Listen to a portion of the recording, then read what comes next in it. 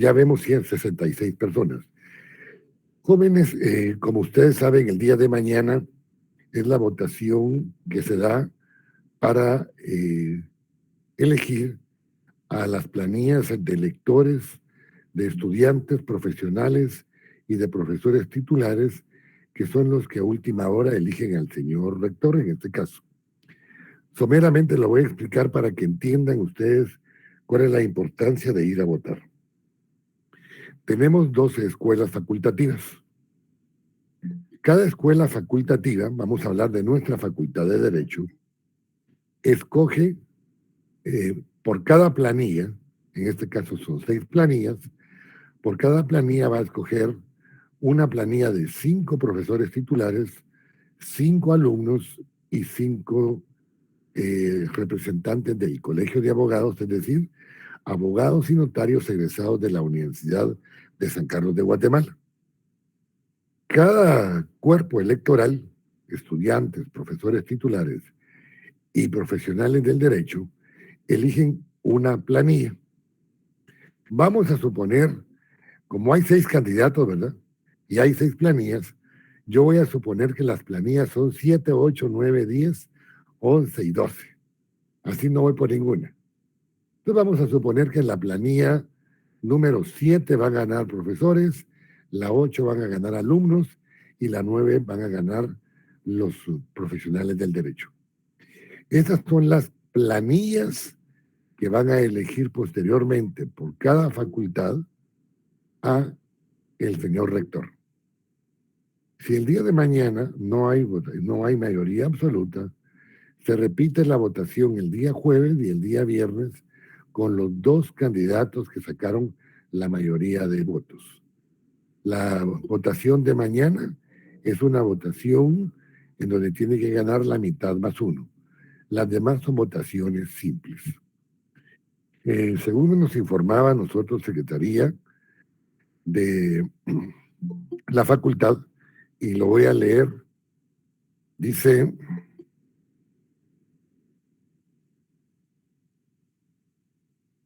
dice el comunicado que lo firma la licenciada Evelyn Joana Chévez Juárez, que es la secretaria académica de la facultad nuestra. Dice: Guatemala, 22 de marzo, docentes, primero, tercero, quinto, séptimo y noveno semestres, Campus Central, sección Antigua, sección Misco, unidad de asesoría de tesis, bufete popular, ejercicio de práctica supervisada, dirección y jefatura de área, facultad de Ciencias Jurídicas Sociales, Universidad de San Carlos de Guatemala presentes. Estimados docentes, reciban un cordial saludo y mis deseos de éxitos en las actividades diarias que se desarrollan.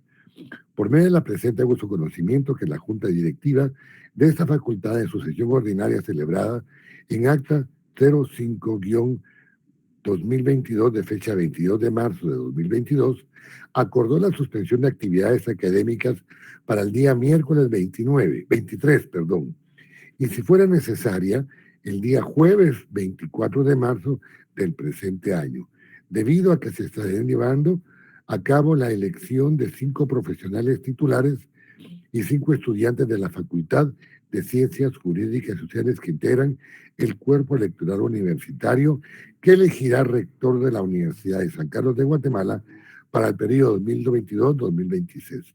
Sin más que informar atentamente y enseñar a todos, licenciada Evelyn Joana Chévez Juárez. Significa esto, señores, de que el día de mañana quedan suspendidas sus clases. Sin embargo, tendrán que esperar que sus catedráticos de diferentes materias les notifiquen a ustedes. Si fuere posible, también el día jueves 24, que es la elección de segunda vuelta, si no hubiere mayoría que vaya a elegir al señor rector. Y si fuera el caso, una tercera votación el viernes 25, en donde también se suspenden las actividades estudiantiles. Significa entonces que suspenden la actividad académica, pero la obligación de todos nosotros los sancarlistas es asistir, en su caso, a cada uno de los lugares donde son las votaciones. En el caso de ustedes, los estudiantes, si ya tienen más de 10 cursos ganados o 10 cursos ganados, que dependiendo del número de carnet, Van a estar habilitados los edificios S, S2, S5, S7 y S12 de nuestra facultad. Y el polideportivo, creo. Para los catedráticos titulares va a estar habilitado en el S7, el Salón Mayor Mario López Larrabe. Y para los señores profesionales de Derecho, ya el Colegio de Abogados indicó en dónde será la votación respectiva.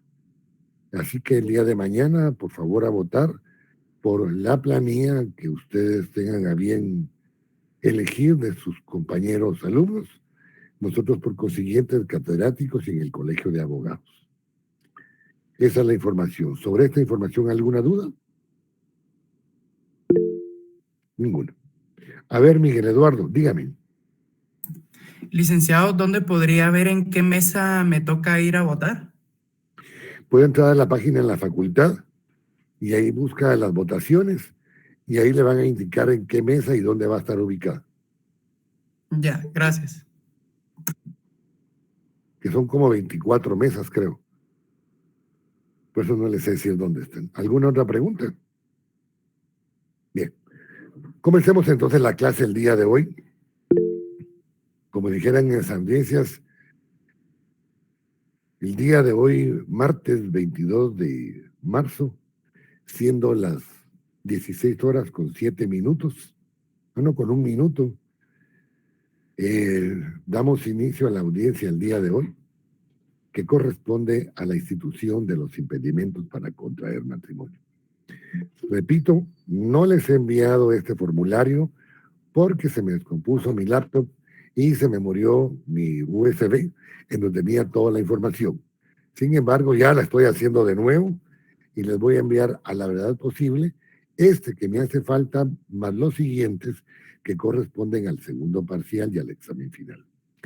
En todo caso, lo voy a ir explicando, leyendo lo poco que tengo aquí y luego leer el código y explicar parte por parte lo que este nos indica.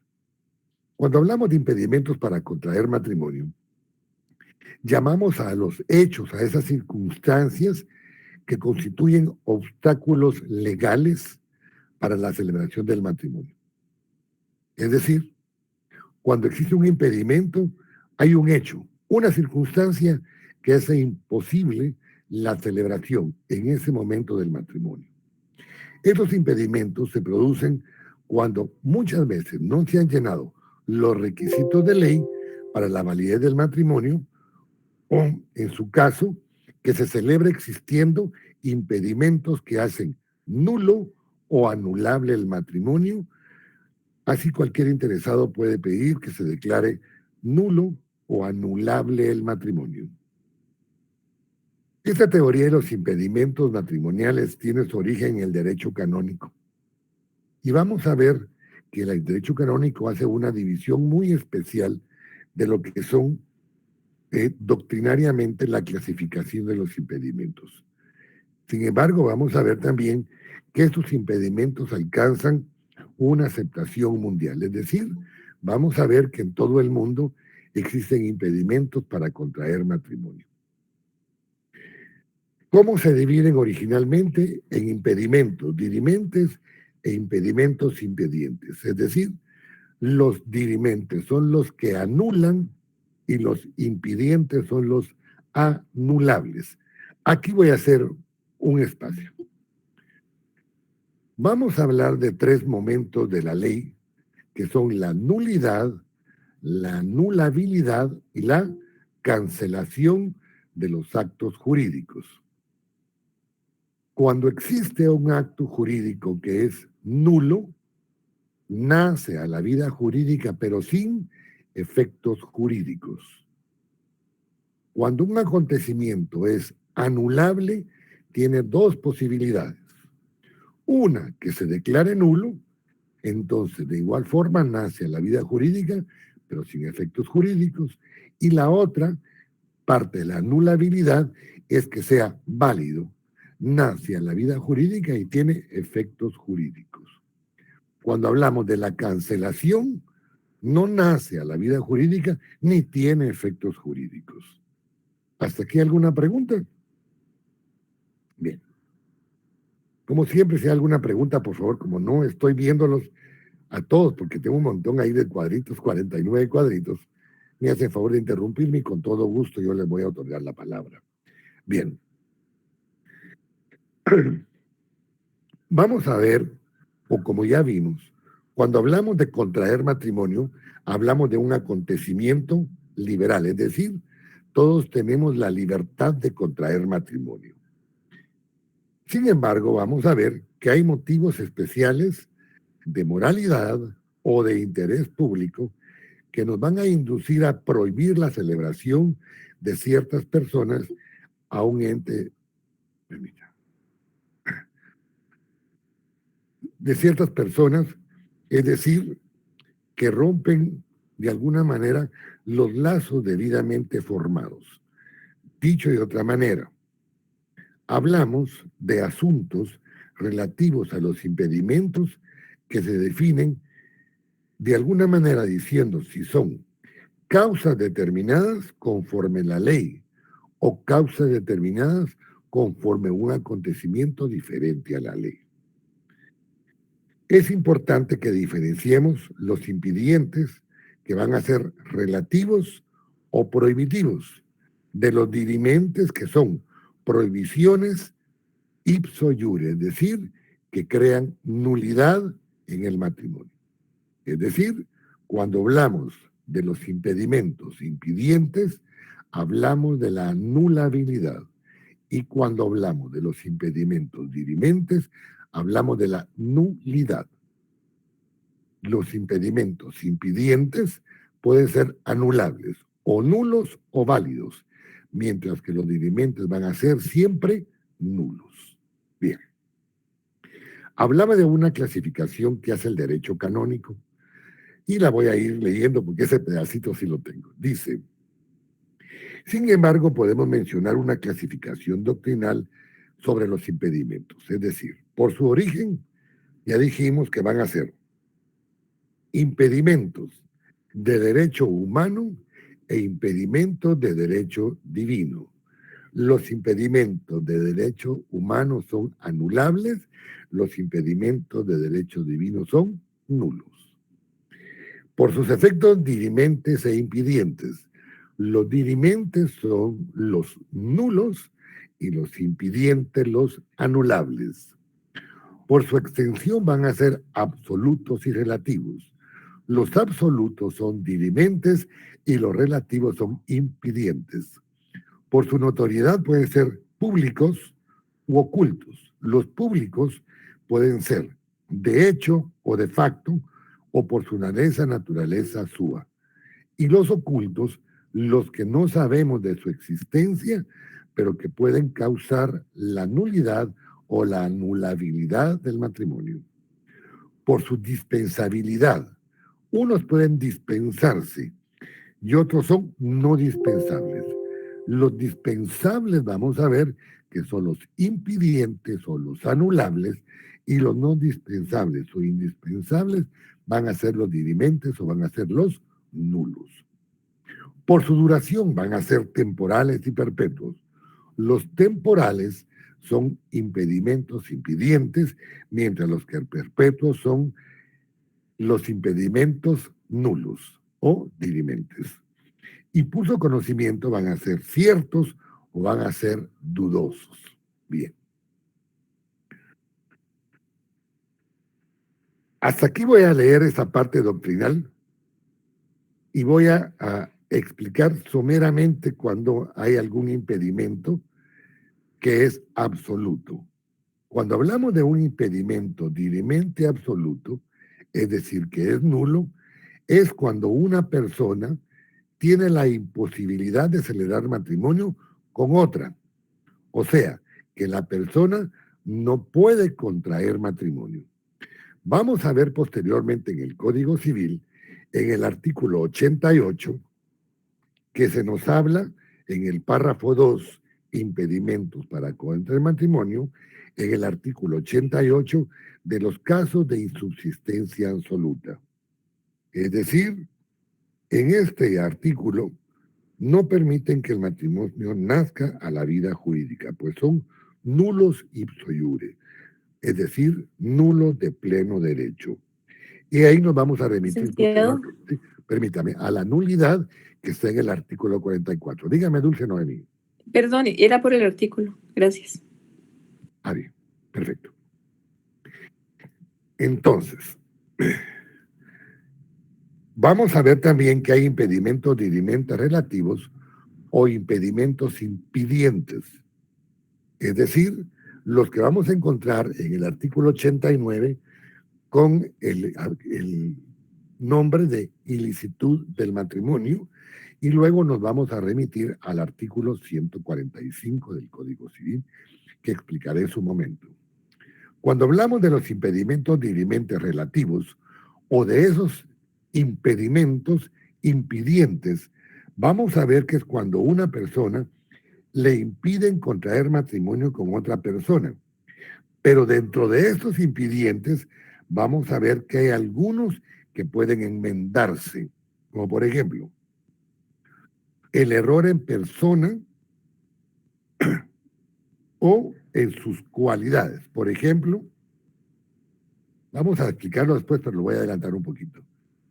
Vengo yo y yo he contado que mi papá, para mi papá el nombre más grande que existía en este mundo era Carlos. Entonces, Carlos Alberto, Carlos Fernando, Carlos Humberto, Carlos José y él también Carlos Humberto. Y nosotros, para seguir jodiendo a la vida, le pusimos a nuestros hijos Carlos Alberto, Carlos Fernando, Carlos Humberto y Carlos José. Entonces, en mi casa todos somos Carlos Vázquez, ¿no? Qué jodidos. Bueno, pensemos de que yo, para que siga disfrutando Rubí, chicas, ahí, nos conocemos por internet y como siempre ponemos una fotografía diferente. Una fotografía de un hombre más guapo el que está ahorita ahí en la cámara, ¿sí? Más guapo que yo, pero soy yo mismo, ¿eh?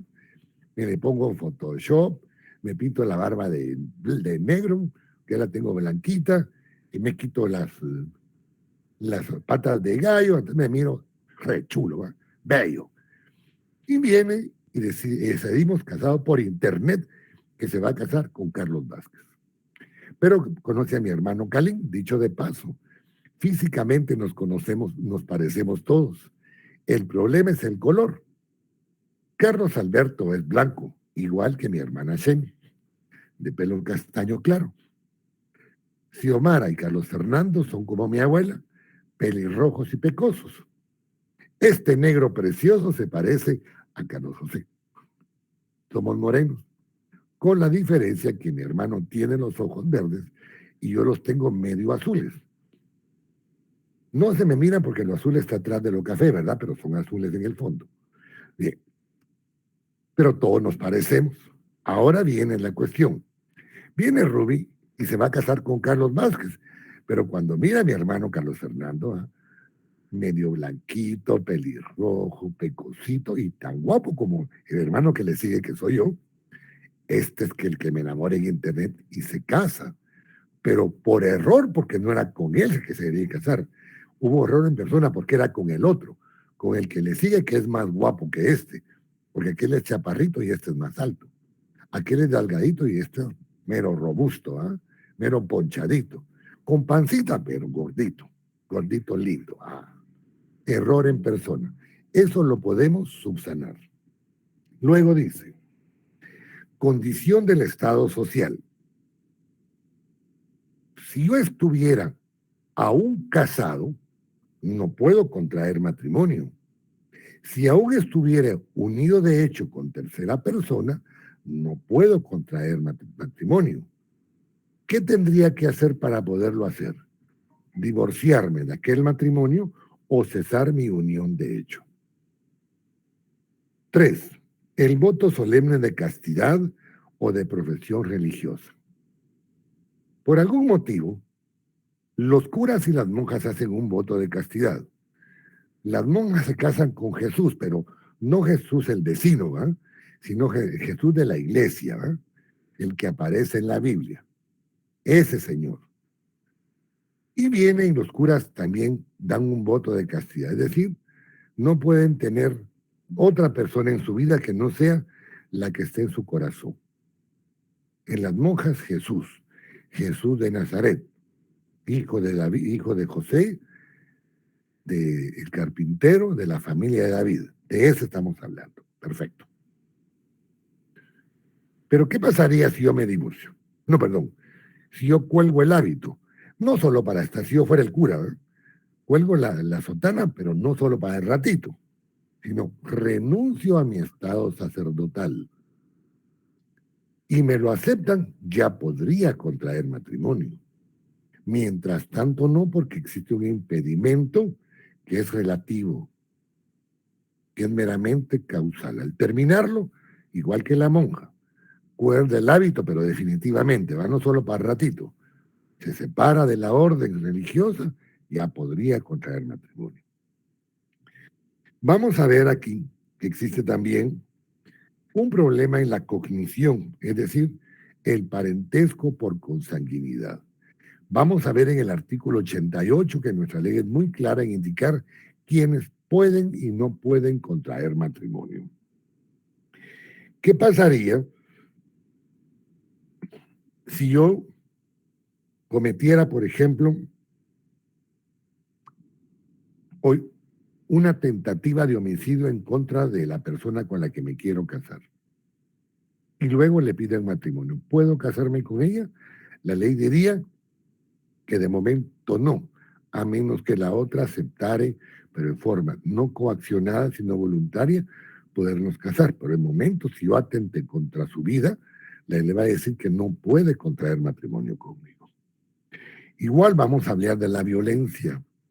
Hay una violencia que se llama compulsiva y otra bisabsoluta. La biscompulsiva regularmente hay una que es mental y la otra que es física. Y vamos a ver qué ambas violencias van a hacer o afectar la posibilidad de contraer matrimonio. Mira, o te casas conmigo o te pego un tiro. Fíjate pues. Bien me caso, por supuesto que sí va. Fíjate pues, si no, ya sabes. Mira, si no te casas conmigo, te meto un cuchillado, una cuchillada. Chas. El matrimonio, como hay con coacción, puede ser anulable. Vamos a ver en otro momento la impotencia. Ya hablamos de la impotencia. Siempre digo lo mismo, miren, como ya están en una facultad, ya son personas adultas. Cuando hablemos de ciertas cosas que tenemos que hablar definitivamente, porque la ley nos las menciona, quiero que por favor tomemos en consideración muchas de lo que vamos a hablar con mucha madurez, como adultos, como futuros profesionales del derecho. Si existe impotencia del hombre, es decir, el hombre no va a poder concebir, no va a poder darle un hijo a la mujer porque tiene un impedimento fisiológico. Es decir, su aparato reproductor ya no funciona. Podría ser que todavía tenga crianza de espermas. Podríamos decir, mire, él ya no funciona en una relación sexogenital normal, pero sí podría tener su esposa un hijo de él por medio de una inseminación artificial o una inseminación asistida. Pero esto tiene que ser de conocimiento de las partes. Si se le oculta a las partes, es causal de nulidad. De igual manera, el rapto o cuando a una persona se le droga para que ésta pueda aceptar de aquel matrimonio. Vámonos a la ley y ahí vamos a explicar un poquito más. Artículo 88, por favor.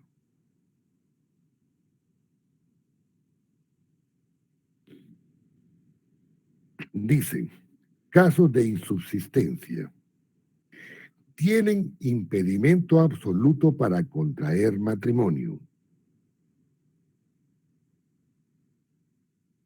Cuando hablamos de que tiene impedimento absoluto para contraer matrimonio, estamos hablando de los impedimentos dirimentes, los que son nulo ipso iure, nulos de pleno derecho. 1. Los parientes consanguíneos en línea recta y en la colateral los hermanos y medio hermanos. Aquí es un deschongue, voy a hablar someramente de los parientes, porque después viene la pregunta famosa que yo la voy a hacer. Mí mismo se la va a hacer así como el de la Sonora. ¿Quiénes son los parientes consanguíneos en línea recta? En línea recta ascendente, mis parientes son mis papás, mis abuelos, mis bisabuelos y mis tatarabuelos. Mis parientes consanguíneos en línea recta descendiente son mis hijos, mis nietos, mis bisnietos y mis tataranietos. Mis parientes colaterales, consanguíneos colaterales, es de los lados, son mis tíos, mis primos hermanos, mis tíos abuelos. Ellos son mis parientes consanguíneos en línea recta colateral. Los hermanos y medio hermanos. Aquí vamos a hablar de varias cosas. Hermanos, es decir, de la misma línea. Hermanos de papá y de mamá. Cuando hablamos de medio hermanos, que solo este artículo habla de medio hermanos, hablamos de los hermanos uterinos y de los hermanos consanguíneos. Cuando hablamos de los hermanos uterinos, son los hijos de la misma mamá, aunque tengan diferente papá. Y cuando hablamos de los hermanos consanguíneos, que son del mismo papá, aunque tengan diferente mamá. Mamáes, ¿ah? Así hablan en mi pueblo. ¿Hasta aquí vamos bien? ¿Ninguna duda? Vamos. A ver, Brian, de una vez hable. No me levante la Buenas mano. tardes, licenciado. Buenas tardes, Buenas tardes. Brian. Disculpe, licenciado, fíjese que tengo esta pequeña duda y no la entiendo muy bien. ¿Qué es el término tíos abuelos? Tíos abuelos. Es decir, los hermanos de mi abuelo son, como son hermanos de mi abuelo, son mis tíos, pero por el grado consanguíneo, abuelos, tíos abuelos. Gracias, licenciado. Mi abuelo Aquilino tenía de hermanos, entre otros, ¿verdad? A mi tío Juan, a mi tío, ¿cómo se llamaba? Felicito, a mi tío Herminio. Ellos eran mis tíos abuelos, los hermanos de mi abuelo. ¿Alguna otra pregunta? Dos, entonces. Gracias, licenciado. Para servirle. Ashley, dígame. Solo para confirmar, licenciado, hasta el momento hemos visto el artículo 148, el 198 y el 88. No. De momento mencioné el 88, el 89, el 144 y el 145. Estoy leyendo, explicando ahorita el artículo 88. Bien. 2.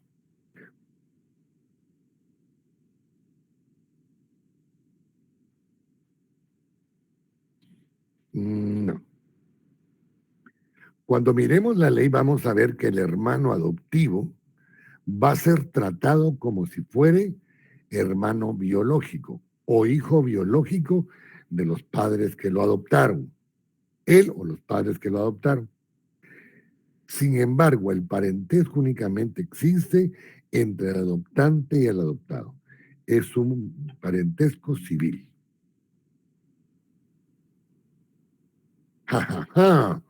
Bueno, vamos pues. Como siempre, si alguien alguna pregunta, por favor me interrumpe. 2. Los ascendientes y descendientes que hayan estado ligados por afinidad. Cuando hablamos de los que hayan estado ligados por afinidad, vámonos por favor al artículo 192 del Código Civil. Artículo 192. En el artículo 192 dice, afinidad, parentesco de afinidad, es el vínculo que une a un cónyuge con el otro y sus respectivos parientes consanguíneos. Explico. Como hoy me casé con Ruby, ¿verdad? Vamos a pensar que un día nos tiramos los tiestos con Ruby, nos tiramos los platos y me divorcio. Pero me quiero casar con mi ex-suegra. No puedo. ¿Por qué no? Porque estuvimos ligados por afinidad. Los esposos, los cónyuges, son parientes por afinidad, pero no forman grado. Ahora bien, si no forman grado y son la misma persona, de dónde viene mi esposa? ¿De dónde? De mi suegra. Entonces, mi pariente en primer grado por afinidad. Y con ella, cuando estaba casado con su hija, era descendiente. Con ella no me puedo casar. Perdón, no era con mi suegra. Me quiero casar con la que era mi hijastra. No puedo tampoco, porque fue mi pariente en primer grado por afinidad. Estuvimos ligados. Y me puedo pasar con mi cuñada, la que era su cuñada, con esa sí puede. Porque su cuñada no es ascendiente ni descendiente de su cónyuge. Es su pariente por consanguinidad, pero es colateral. ¿Preguntas? 3. Las personas casadas y las unidas de hecho con persona distinta de su conviviente, mientras no se haya disuelto legalmente esa unión. Vámonos por favor al artículo 180 del Código Civil. Artículo 180 del Código Civil. Uniones ilícitas. La mujer que a sabiendas que el varón tiene registrada su unión de hecho con otra mujer y el hombre que a sabiendas que la mujer tiene registrada su unión con otro hombre hicieren vida en común, no gozarán de la protección de la ley, mientras la unión registrada no hubiera sido disuelta legalmente y liquidado los bienes comunes, es decir, que exista la cesación de la unión de hecho declarada. Mientras no exista el divorcio en el matrimonio o la cesación de la unión de hecho, tienen un impedimento absoluto para contraer matrimonio. Artículo 89. Ilicitud del matrimonio. No podrá ser autorizado el matrimonio. Leamos el artículo anterior.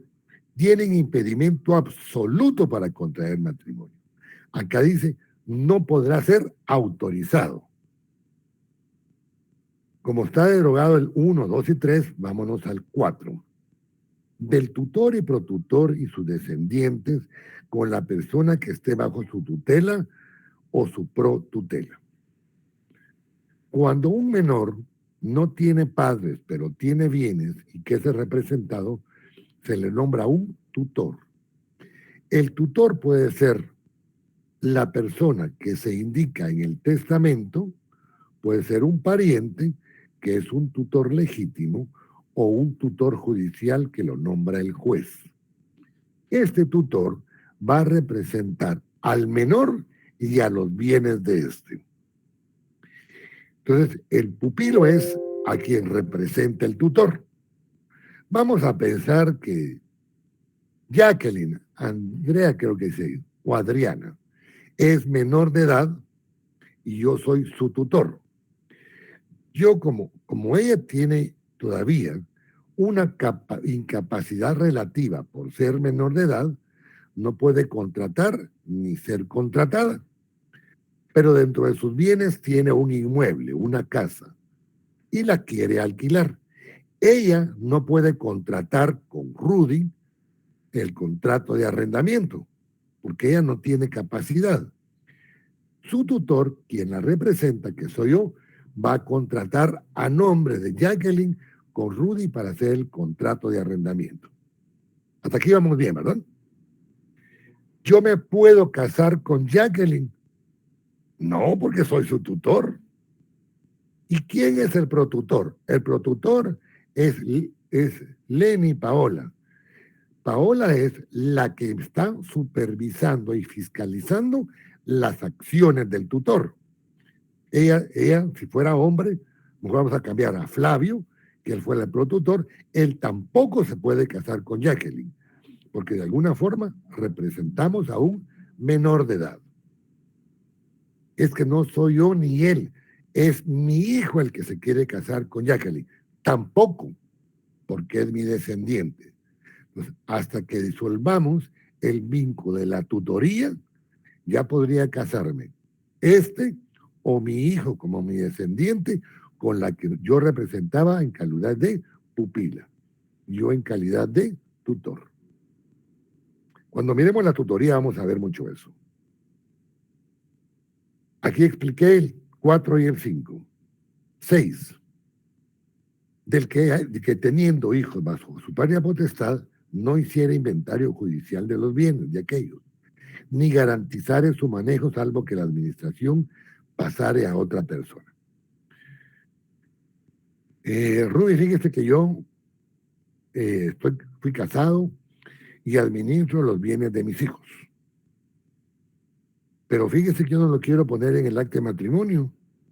Pero ya vimos que, de acuerdo a los requisitos del matrimonio, cuando una persona administra los bienes de menores en el ejercicio de la patria potestad, hay que indicarlo en el acta notarial de matrimonio para saber que esos bienes no pertenecen al haber conyugal nuevo y que existe una obligación anterior a este matrimonio.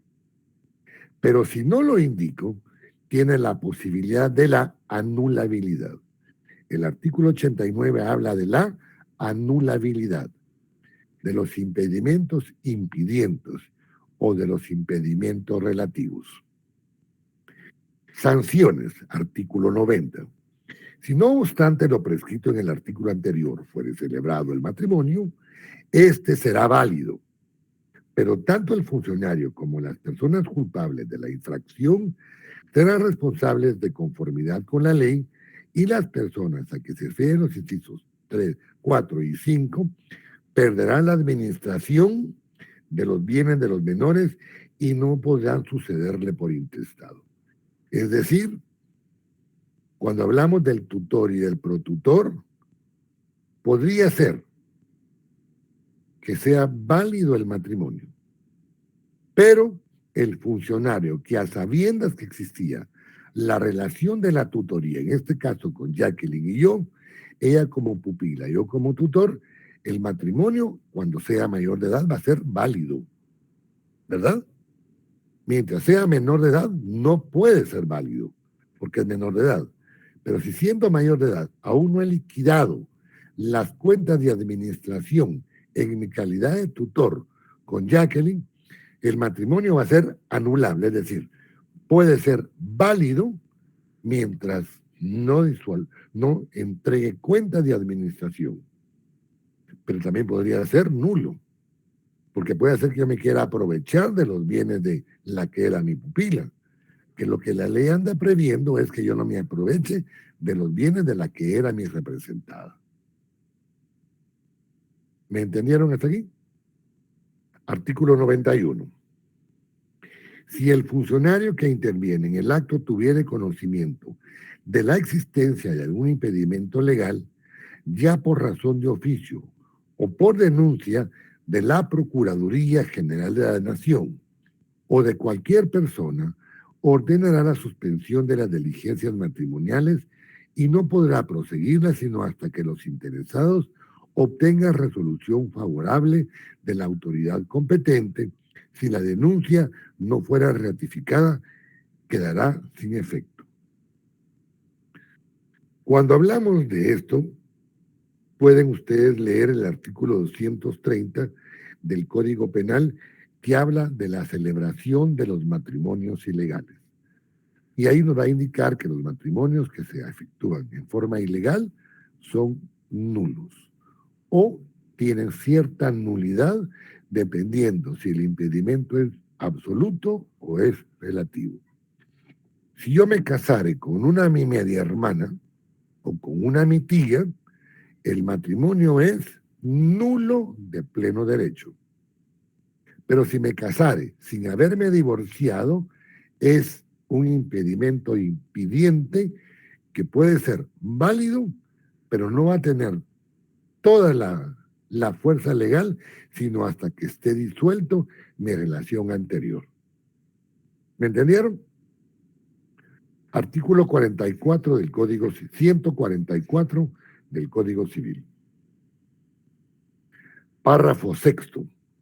Insubsistencia y nulidad del matrimonio. Artículo 144. Insubsistencia del matrimonio. Aquí nos vamos a referir al artículo 88. El matrimonio es insubsistente en los casos que enumera el artículo 88. Es decir, es nulo de pleno derecho.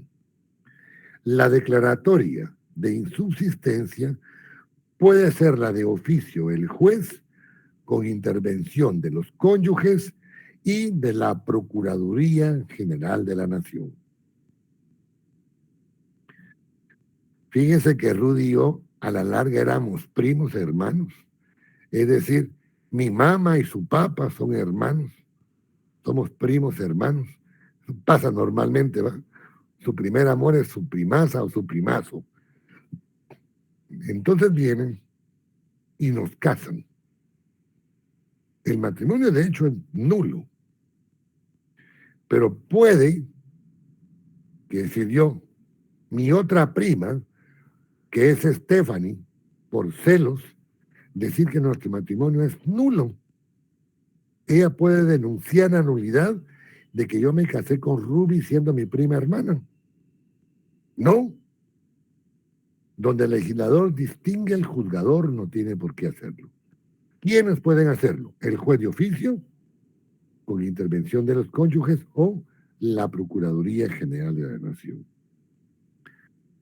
Ahora, cuando hablamos de los impedimentos relativos, o lo que llamamos en el artículo 89, que dice que es la ilicitud del matrimonio, o los impedimentos impidientes o dirimentes relativos, dice artículo 145, anulabilidad del matrimonio.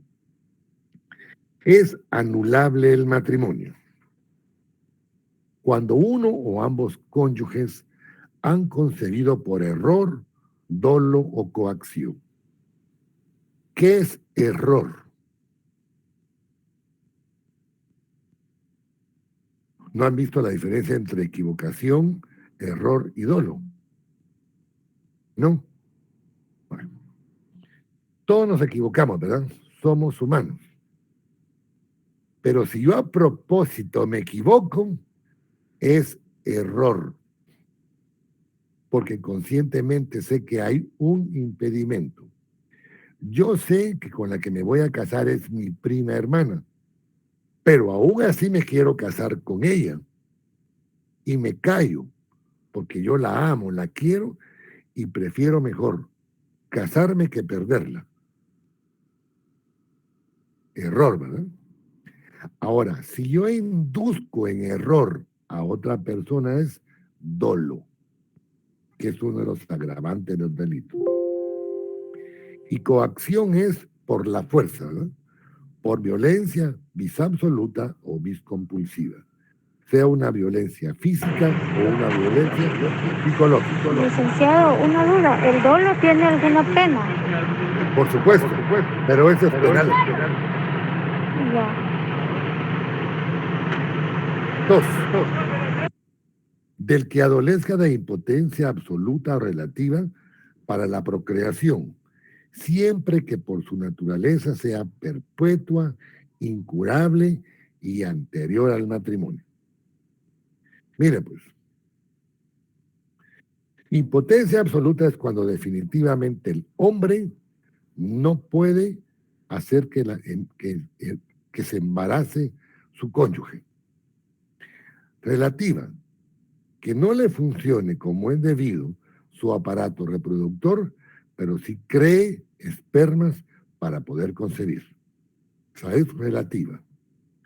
Ahora, pero esta impotencia masculina tiene que ser que por su naturaleza sea perpetua, incurable y anterior al matrimonio. Me casé con Ruby y vamos de luna de miel. Antes de llegar al hotel en Panajachel nos accidentamos y casualmente todo el golpe me cae en medio de las piernas y ya no voy a poder tener familia.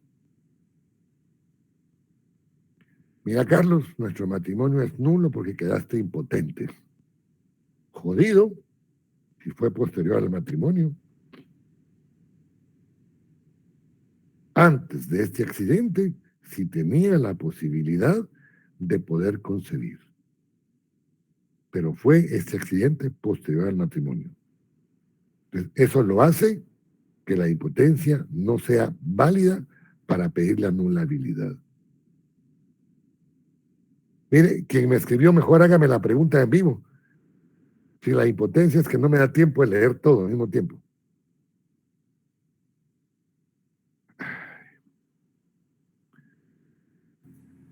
Buenas tardes, licenciado, ¿me escucha? Sí, sí. Dígame. La pregunta es de que la impotencia tiene que ser demostrada médica o científicamente. Ah, por supuesto.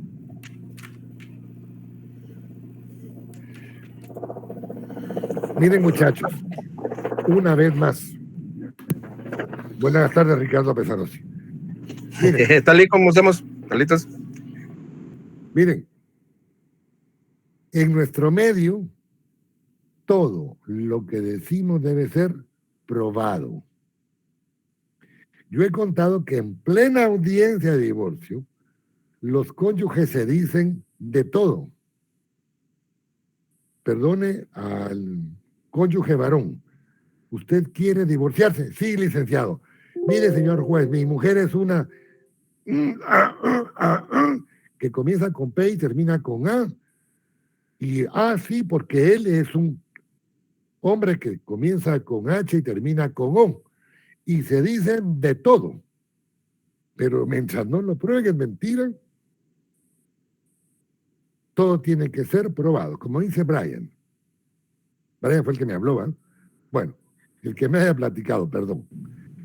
Tiene que ser probado médicamente, científicamente. Solo con decirlo es que, mire, pasó la luna de miel y no me hizo nada. Eso no es prueba. Eso no es prueba. Hasta que se compruebe que exista una prueba científica. Ya en su momento van a ver que existen muchas formas de prueba.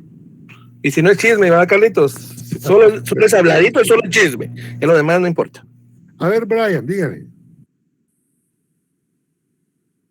Licenciado, fíjese que me surgió una duda respecto al artículo 88 y al artículo 89. En el artículo 88 dice, tienen impedimento absoluto para contraer matrimonio. Y en el artículo 89 dice, no podrá ser autorizado el matrimonio. ¿Qué diferencia tienen estas dos oraciones? A ver, en la del artículo 88, que habla de la insubsistencia absoluta, lo dice de esa manera porque el matrimonio, si se efectúa, es nulo de pleno derecho. Mientras que en la oración del artículo 89 la va a refutar o la va a ampliar el artículo 90. Si se casaren teniendo algún impedimento relativo o impidiente, el matrimonio es válido, pero va a contener efectos hasta que se disuelva. Por ejemplo, si se casa siendo casado con tercera persona, el segundo matrimonio va a ser válido solo hasta que compruebe del divorcio anterior. Si no lo comprueba, existe la anulabilidad. Es decir, que ese matrimonio se declare nulo de pleno derecho o válido y que tenga efectos jurídicos. Cecilia, dígame. Solo una pregunta. Fíjese que aquí dice que nuestra ley también no diferencia la impotencia de la esterilidad. Eso quiere decir que aunque la persona está en tratamiento, porque hay tratamientos para ese caso, de igual manera se puede anular el matrimonio. Si no es del conocimiento del otro cónyuge, o en todo caso, del que va a ser el cónyuge, entonces sí es nulo. Pero si es del conocimiento del otro cónyuge y da su aprobación, no puede ser anulable porque existe un consentimiento. Gracias, Lick. Vale.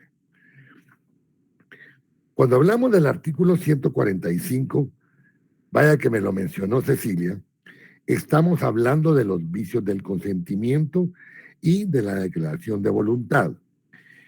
Referencialmente podemos hablar de los artículos 1257 y 1268. El artículo 1257 del Código Civil habla, capítulo 2, vicios de la declaración de voluntad.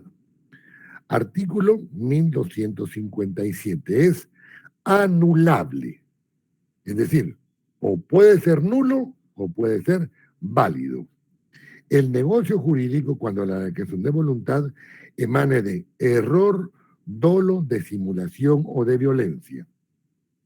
La nulidad no puede pedirla o demandar a la parte que hubiera causado el vicio.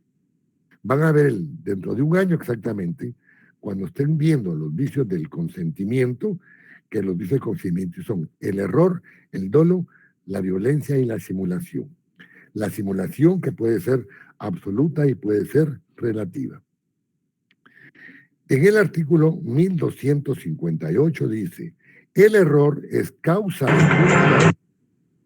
de nulidad cuando recae sobre la sustancia de la cosa que le sirve de objeto o sobre cualquier circunstancia que fuere causa principal de la declaración de voluntad.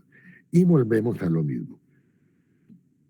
Y en el artículo 1268 dice, si hubiere cesado la violencia o siendo conocido el error o el dolo, el que sufrió la violencia o padeció el engaño, ratifica su voluntad o lo reclama dentro del término de la prescripción del negocio, adquiere su validez. Es decir, si hay violencia, hay dolo, hay error, pero yo lo acepto, como es un hecho consentido, aquel error, aquel dolo queda sin efecto.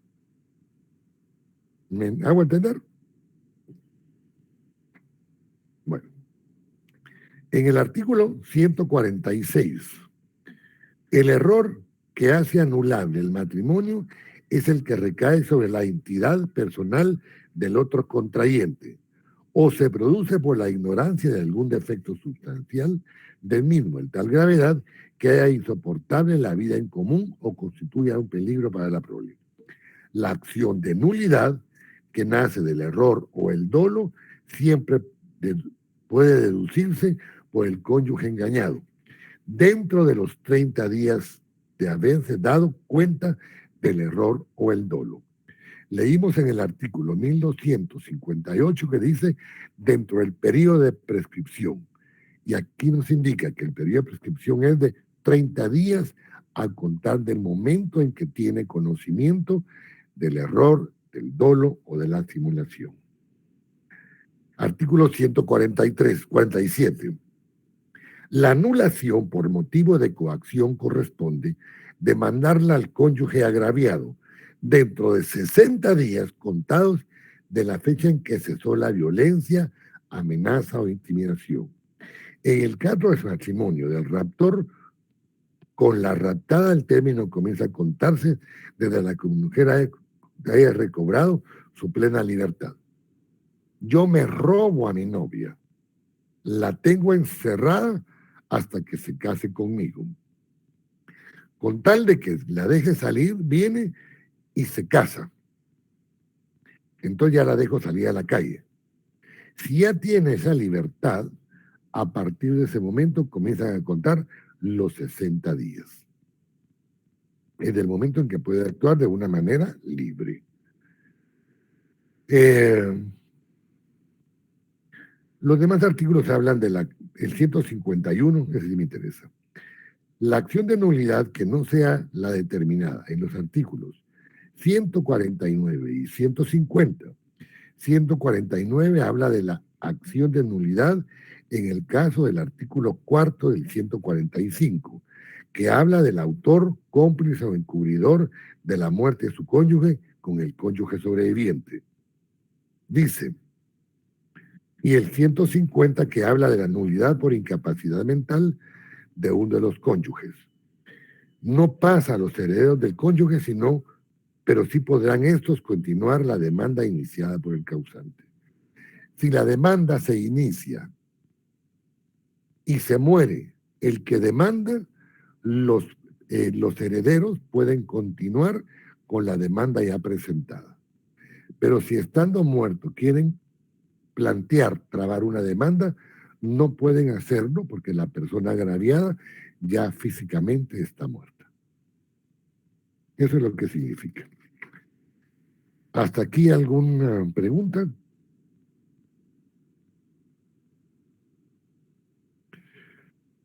Bueno. Licenciado, solo una cosa. ¿Será que puede regresar nuevamente a la clase de la noche? Es que creo que me toca pasarme un poquito porque voy en el bus.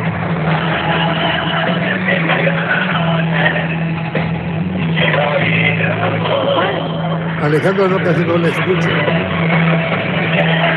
decía, licenciado, de que si puedo entrar a su clase de la noche, porque es que dice que yo voy en el bus y no lo voy a captar muy bien lo que se dice. No, por supuesto que sí, Alejandro. Por supuesto que sí.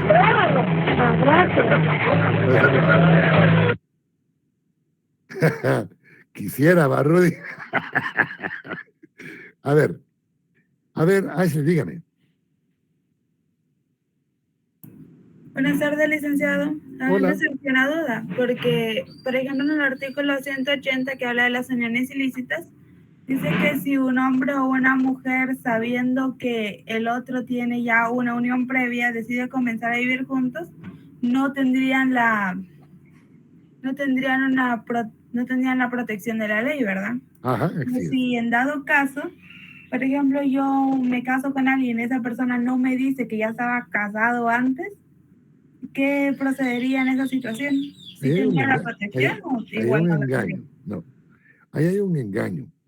Miren, cuando terminemos la parte del matrimonio, lo que corresponde a la unión de hecho, vamos a ver que en el artículo 173, que es la unión de facto o unión de hecho, la ley protege a los convivientes, a los mancebos. Es decir, este artículo dice de que la unión de hecho puede declararse cuando hombre y mujer tienen capacidad para contraer matrimonio. Cuando hablamos de la capacidad para contraer matrimonio, tenemos que pensar que son capaces, de acuerdo a la capacidad de ejercicio, pero de igual tienen la capacidad porque tienen libertad de Estado. Es decir, no tienen un matrimonio o una unión anterior no solventada. Si son capaces y tienen libertad de Estado, la ley protege esa unión de hecho. Entonces dice que lo que tienen que comprobar únicamente es 3 años en forma continua y que exista una familiaridad no solo con la familia de ambos, sino de igual manera con la sociedad y que declaren su deseo de estar unidos. Y vamos a ver que los mismos derechos y obligaciones del matrimonio van a nacer cuando ellos declaran su deseo de estar unidos de hecho.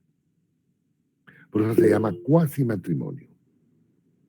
Ahora, si la otra persona convive y no sabe que tiene una relación anterior, existe un engaño. ¿Por qué no existe la protección del Estado? Porque la otra persona no tiene libertad. No puede contraer matrimonio o unirse con ella. Es que mira, nunca estuve con ella. Dormíamos como hermanitos, pero ni la mano nos agarrábamos. Bueno, eso es problema de él, ¿verdad? La ley lo que requiere es un documento, una sentencia, una resolución en donde diga que la unión de hecho y el matrimonio están disueltos. De esa seguridad habla. El Estado no va a proteger la unión de hecho. Dígame, Luis Alejandro. ¿Qué tal? Buenas tardes, Lick. Mira, Hola. a mí me surgió una duda aquí en el artículo 145, en el numeral 2. Y no sé si estoy bien o mal, ¿verdad? Supóngase, yo tengo a mi novia, ¿verdad? Entonces vengo con ella y supóngase nos casamos, pero yo no puedo tener hijos y eso se ve después. ¿Qué pasaría ahí? ¿Caería en nulidad el matrimonio? Supóngase que ella me diga, Usted tiene el conocimiento de no poder tener descendencia. supóngase que yo no tenga el conocimiento, ninguno de Si los no dos. tiene la descendencia, ninguno de los dos, entonces no es causa de divorcio, porque no Ok. existía el conocimiento. Ya. Si ya había el conocimiento, Si hay el entonces, no sé. conocimiento, es engaño. Sí, pues. Ya entendí, Lick. Muchas gracias, Lick. ¿Alguna otra pregunta, jóvenes? Yo, licenciado, me gustaría aclarar la diferencia entre nulos y anulables. Perfecto. Cuando hablamos de un acto jurídico nulo, es decir, nulo ipso iure o de pleno derecho, significa que el acto nace a la vida jurídica, pero sin consecuencias jurídicas. Si dos parientes se casan, de acuerdo al artículo 88, numeral 1, el matrimonio es válido, pero no nace a la vida jurídica porque la ley indica que existe insubsistencia absoluta para contraer matrimonio entre parientes. Cuando hablamos de la anulabilidad, decimos que los actos jurídicos pueden ser anulables, es decir, tienen la posibilidad de ser nulo, ipso iure, y volvemos a lo mismo, que ese acto nace a la vida jurídica sin jurídicos, o puede ser declarado válido y van a ser a la vida jurídica y con efectos jurídicos. Si se hace un matrimonio entre alguna de las personas que tienen cierto impedimento, existe la anulabilidad, es decir, podría ser nulo o podría ser válido. Entonces la ley da un periodo para que se demuestre la existencia y la legalidad del matrimonio. Si está casado, que se divorcie.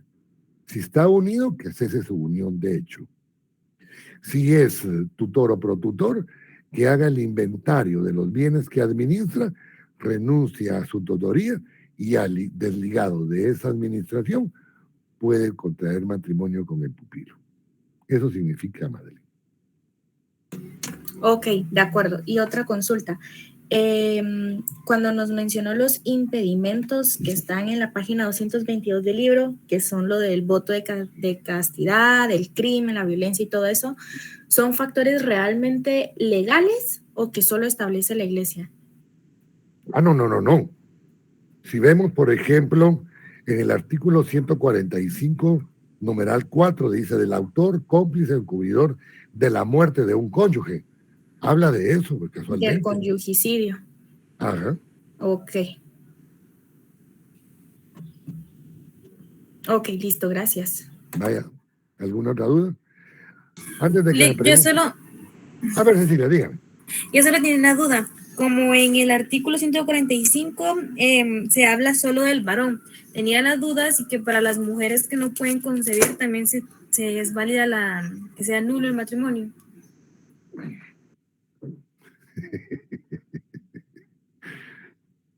La verdad, fíjese que eso ha sido una de las muchas que se han indicado. Voy a decirle lo que ya indiqué en alguna oportunidad. Es fácil saber si un hombre es impotente o no, ¿eh? Es fácil. ¿Cómo sabemos si una mujer es fértil o no? Podríamos decir, miren, si la mujer tiene su periodo menstrual, es fértil. Ya lo expliqué, el periodo menstrual significa un óvulo que no se utilizó, el cuerpo lo desecha. Y es el sangrado normal. Y no es nada más que eso. Algo natural. Ahora, ¿qué podría suceder? Que algunos médicos dicen que Los óvulos, el periodo que son fértiles, tienen como alitas, ¿va? Van a recorrer su espacio, ¿va? Con alitas para tener la posibilidad que el esperma llegue a ellos. Puede ser que el óvulo sea fértil, pero que no tenga alitas y caiga como piedra arriba y no haya mucho tiempo para el esperma fecundarlo. Podría existir la posibilidad de que sean incompatibles, tanto el esperma como el óvulo. O sea, hay muchas circunstancias. Ahora, la pregunta nuevamente ¿es del conocimiento de uno o de ambos de los cónyuges o no existe? Si existe el conocimiento y no se le dijo al otro, hay engaño. Si hay desconocimiento de ambos, podría declararse válido el matrimonio. Porque no hubo engaño, ¿verdad? Lo que es la imposibilidad. Pero cuando miremos la inseminación artificial o inseminación asistida, vamos a hablar de esos casos. ¿Alguna otra pregunta? Licenciado, pero en este caso, por ejemplo, del artículo que mencionaba la compañera de que podría anularse el matrimonio en caso de que el hombre ocultara de que no puede procrear, podríamos aplicar la integración de la ley por medio de equidad, es decir, de que si dice que se puede anular porque el hombre es infértil, también se podría anular porque la mujer no puede. Por supuesto. Por eso le preguntaba yo desde el principio. ¿Es del conocimiento de la mujer que no es apta para concebir o no tiene conocimiento de ello? Porque ahí se recuerda de que dentro de nuestra ley lo más importante es la declaración de la voluntad y el conocimiento. Si existe conocimiento y se oculta ese engaño, si no existe declaración de voluntad, entonces hay nulidad. Ok. ¿Alguna otra pregunta? Brian, dígame. Licenciado, disculpe. Fíjese que me surgió esta duda cuando usted leyó el artículo 144. Mencionó Procuraduría General de la Nación, pero aquí dice Ministerio Público, entonces me causó... Ahí está el licenciado Ricardo Pesarotti. El primer día de clases, él intervino y dijo que buscaran el decreto 25-97 del Congreso de la República, en donde indica que todo donde diga en el Código Civil y Procesal Civil, Ministerio Público debe leerse y entenderse como Procuraduría General de la Nación. ¿Alguna otra pregunta? Bueno, como no hay señores, entonces los dejo. Antes de irnos, espérenme. Indicaba de que la Secretaría Académica, por medio de la licenciada Chévez, nos indica de que el día de mañana hay suspensión de las actividades académicas. No significa que tienen feriado. Vayan a votar, por favor. Hay 6 planillas y ustedes tienen que elegir una planilla que representa a su candidato como futuro rector de nuestra casa de estudios.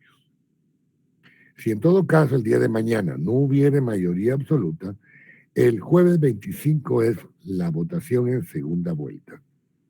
Si fuera ese caso, la licenciada Chévez nos indica en su calidad de secretaria académica de que igual existe la posibilidad o existe el permiso para no tener la posibilidad de dar clases. Sin embargo, aunque no demos clases, yo les voy a tratar la manera de enviar 3 folletos. Los impedimentos para contraer matrimonio, los regímenes, les voy a mandar lo que es la